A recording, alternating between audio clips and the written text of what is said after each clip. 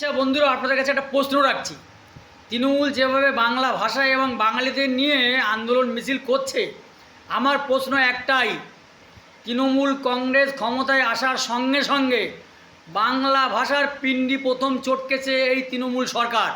যদি বলেন কেন, তৃণমূল সরকারের আমলে সিদ্দিকুল্লাহ চৌধুরী গ্রন্থকার মন্ত্রী যে সমস্ত এই যে প্রাইমারি স্কুলের বইগুলো যদি আপনারা পড়েন এবং দেখেন, আমরা আগে পড়তাম রামধনু, সেটা এখন হয়েছে রংধেনু, এখন কাকা হয়েছে চাচা, ফুপু, আম্মা, এইসব কথাগুলো মানে তৃণমূলের আমলে হয়েছে। তৃণমূলের আমলে এই সমস্ত ভাষা, আরবি ভাষা বাংলা ভাষার বড় মধ্যে পুট করেছে এই তৃণমূল। এরা আবার বাংলা ভাষা নিয়ে আন্দোলন করছে।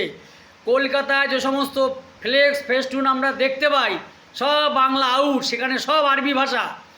এই তৃণমূল বাংলা ভাষা রক্ষা করতে চাইছে না, বাংলা ভাষার পিন্ডি চটকে দিয়েছে, সেখানে আরবি ভাষা আসবে। ফিরহাদ হাকিম কি বলছে, আর কদিন পরেই সব আরবি হয়ে যাবে। লজ্জা ঘেন্না তৃণমূলের কিচ্ছু নেই। আর এরা বলছে যে ভোট কেটে দেবে এসআর মাধ্যমে। বাগদা বিধানসভায় 10,000 ভোট যে কেটে গেল, ও কি বিজেপির লোক কেটেছে না নির্বাচন কমিশন কেটেছে? তোমার দলের নেতারা কমপ্লেন করে করে 10,000 মতুয়া ভোট কেটে দিয়েছে বাগদা বিধানসভা থেকে, বনগাঁ বিধানসভা থেকে 7,000 ভোট।